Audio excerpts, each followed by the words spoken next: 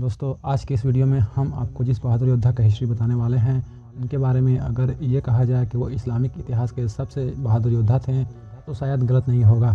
کیونکہ یہ یودھا اتنا زیادہ بہادر تھا کہ اس بات کا اندازہ صرف آپ اس بات سے لگا سکتے ہیں کہ بہادری کی وجہ سے ہی ان کا نام شیر خدا رکھ دیا گیا تھا، جس کا مطلب ہوتا ہے خدا کا شیر۔ اس یودھا نے مسلمانوں کی طرف سے لگ بھگ ہر جنگ میں اکیلے ہی وہ کردار ادا کیا تھا کہ جو کئی لوگ مل کر بھی ادا نہیں کر سکتے تھے۔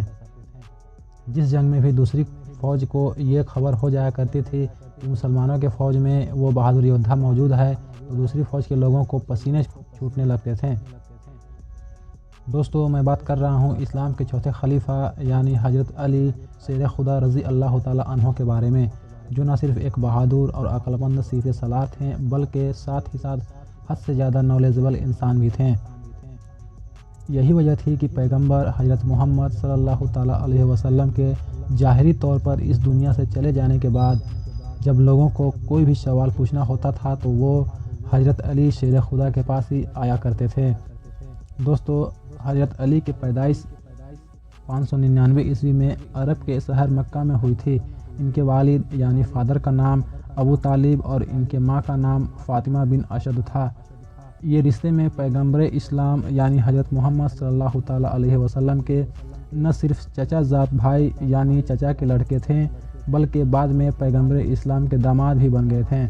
کیونکہ آگے چل کر حضرت محمد صلی اللہ تعالیٰ علیہ وسلم نے اپنی پیاری بیٹی یعنی حضرت فاطمہ الزہرا کا نکاح حضرت علی کے ساتھ کروا دیا تھا۔ کربلا میں شہید ہونے والے حضرت امام حسین رضی اللہ تعالیٰ عنہ بھی حضرت علی رضی اللہ تعالیٰ عنہ کے ہی بیٹے تھے،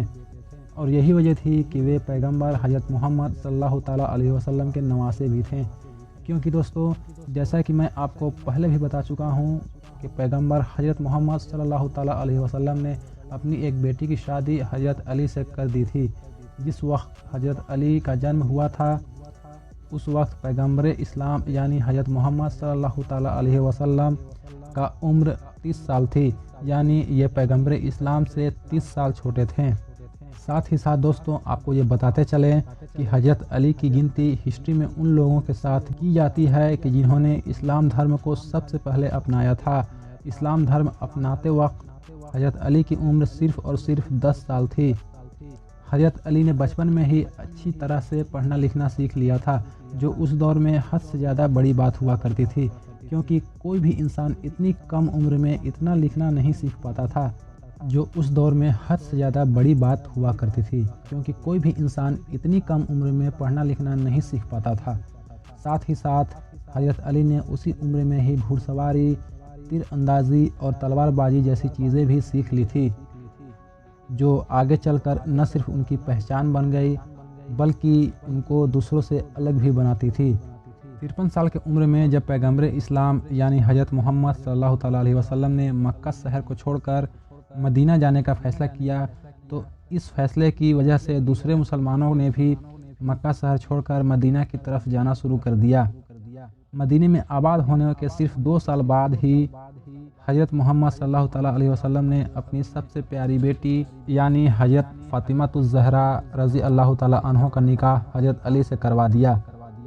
حضرت علی کے نکاح کے کچھ دن بعد ہی یعنی اسی سال مسلمانوں کے اتہاس کی پہلی جنگ بھی پیش آئی تھی، یعنی اسی سال مسلمانوں کے اتہاس کے پہلے جنگ ہوئی تھی جسے ہم اور آپ جنگ بدر کے نام سے بھی جانتے ہیں۔ یہ وہی جنگ تھی کہ جس کے بارے میں آپ اکثر یہ سنا کرتے ہوں گے کہ 313 مسلمانوں نے 1000 سے بھی زیادہ لوگوں کو ہرایا تھا۔ دوستو اس جنگ میں بھی مسلمانوں کے جیت میں اگر سب سے بڑا کردار کسی نے ادا کیا تھا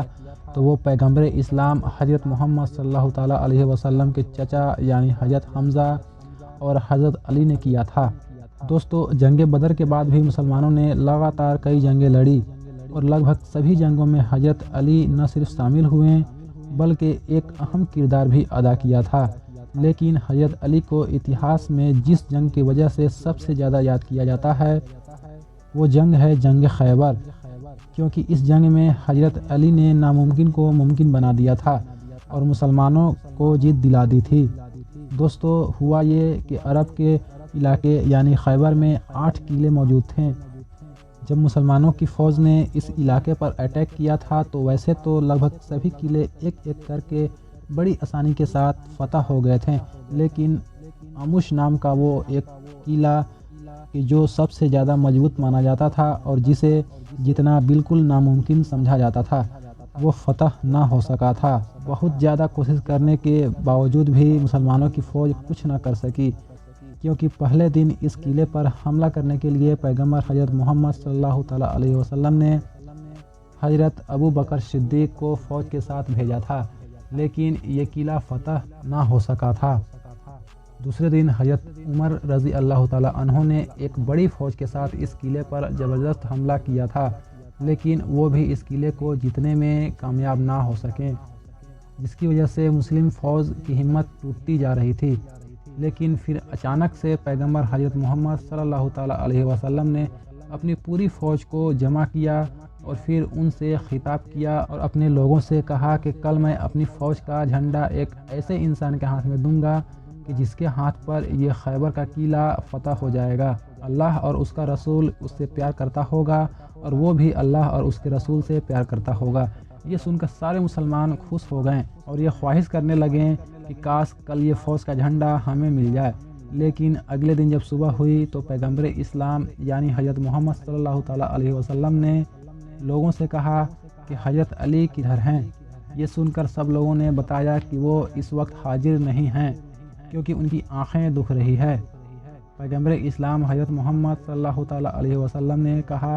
نہیں، حضرت علی کو ہی بلایا جائے۔ حضرت علی کو ان کے سامنے پیش کیا گیا۔ پیغمبر حضرت محمد صلی اللہ تعالیٰ علیہ وسلم نے حضرت علی کی آنکھوں پر اپنا لعاب دہن لگایا اور اس کے بعد فوج کا جھنڈا حضرت علی کے ہاتھ میں دیا، اور یقیناً بالکل ویسا ہی ہوا جیسا پیغمبر اسلام نے کہا تھا۔ حضرت علی نے نہ صرف کچھ وقت کے اندر ہی اس طاقتور قلعے کو فتح کر لیا بلکہ قلعے کے اندر موجود مرحب نام کے اس پہلوان کو بھی ہرایا تھا کہ جس کے بارے میں پورے عرب میں یہ مشہور تھا کہ وہ 1000 لوگوں کے لیے اکیلا کافی ہے۔ یہی وجہ تھی کہ کوئی بھی انسان اس سے لڑنے سے پہلے ہی ہار مان لیا کرتا تھا، لیکن حضرت علی نے اس پہلوان کو بھی ہرا دیا تھا۔ ساتھ ہی ساتھ حضرت علی نے اس جنگ میں خیبر قلعے کے اس دروازے کو بھی اکیلے اکھاڑ کر پھینک دیا تھا کہ جس دروازے کو 20 لوگ مل کر تو صرف کھولا کرتے تھے۔ یہ جنگ جیتنے کے بعد بھی حضرت محمد صلی اللہ تعالیٰ علیہ وسلم نے خیبر میں رہنے والے یہودیوں کو خیبر میں ہی رہنے کی اجازت دے دی تھی، لیکن ہاں یہ شرط بھی رکھی تھی کہ اگر دوبارہ ان لوگوں نے مدینہ پر حملہ کرنے کا سوچا تو انہیں ہمیشہ ہمیشہ کے لیے خیبر سے نکال دیا جائے گا۔ کیونکہ دوستو مسلمانوں کے خیبر پر حملہ کرنے کی وجہ بھی یہی تھی، کیونکہ خیبر میں رہنے والے یہودی دوسرے قبیلوں کے ساتھ مل کر مدینے پر چڑھائی کرنے کا پلان بنا رہے تھے، لیکن مسلمانوں نے پہلے ہی ان پر حملہ کر دیا تھا۔ 11ویں ہجری میں جب حضرت محمد صلی اللہ تعالیٰ علیہ وسلم نے ظاہری طور پر اس دنیا کو الوداع کہا تو حضرت علی بہت پریشان ہوئے، کیونکہ یہ حضرت علی کی زندگی کا سب سے بڑا صدمہ تھا۔ اتہاسکاروں کا ماننا ہے کہ حضرت علی نے ہی پیغمبر اسلام حضرت محمد صلی اللہ تعالیٰ علیہ وسلم کو غسل دیا تھا۔ نہ صرف غسل بلکہ قبر مبارک میں بھی حضرت علی نے ہی اتارا تھا۔ دوستو اب بات کرتے ہیں حضرت علی کے زندگی کے سب سے اہم پہلو کے بارے میں، یعنی حضرت علی کے خلافت کے بارے میں۔ ویسے تو حضرت علی کی خلافت لگ بھگ 4 سے 5 سال تک ہی رہی تھی، لیکن یہ پورا کا پورا دور اتنی مشکل اور کٹھنائیوں سے بھرا ہوا تھا کہ اگر حضرت علی کی جگہ کوئی دوسرا انسان ہوتا تو شاید قابو نہیں کر پاتا، کیونکہ دوستو حضرت علی کے دور میں مسلمانوں کے دشمنوں نے مسلمانوں سے لڑنے کا ایک نیا طریقہ ڈھونڈ نکالا تھا، اور وہ طریقہ یہ تھا کہ مسلمانوں سے کھلے عام لڑنے کے بجائے خود مسلمان بن کر مسلمانوں کے فوج میں گھس جایا کرتے تھے اور اندرونی طور پر مسلمانوں کی فوج کو کھوکھلا کرتے تھے۔ اور انہی تمام چیزوں سے حضرت علی کے دور میں ہی مسلم ہسٹری کا پہلا سول وار ہوا تھا۔ مسلمانوں کی تلوار خود مسلمانوں پر اٹھ گئی تھی،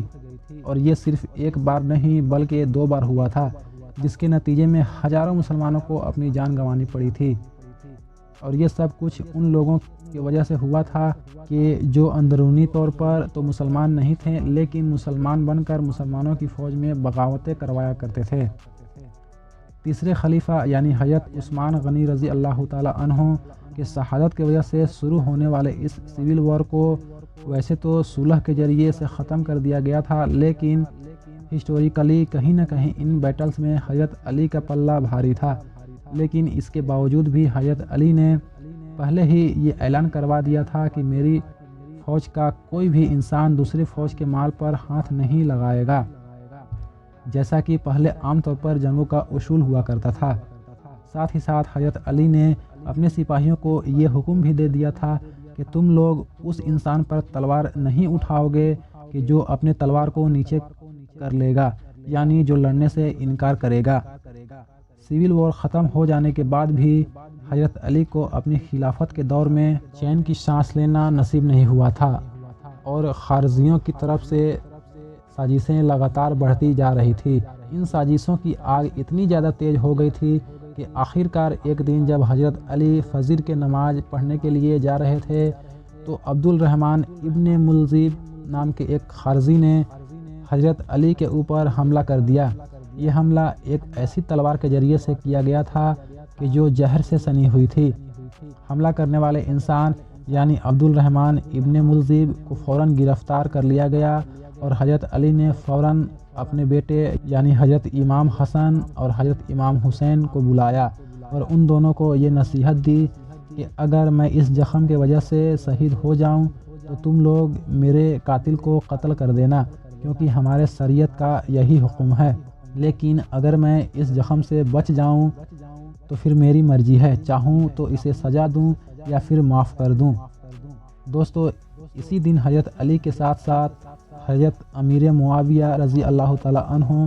और हज़रत अमर बिन आश को भी शहीद करने का प्लान बना लिया गया था,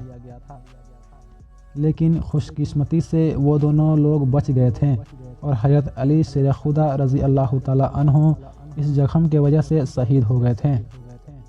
जिस वक्त हज़रत अली की शहादत हुई उस वक्त उनकी उम्र लगभग 63 साल थी और ये महीना रमज़ान का था। दोस्तों, आज के इस वीडियो में इतना ही। वीडियो पसंद आने पर वीडियो को लाइक करके हमारे चैनल दुनिया और राहें को भी सब्सक्राइब कर लें, ताकि आप लोगों तक ऐसे ही इंफॉर्मेटिव और नॉलेजेबल वीडियो अब तक लाता रहूं।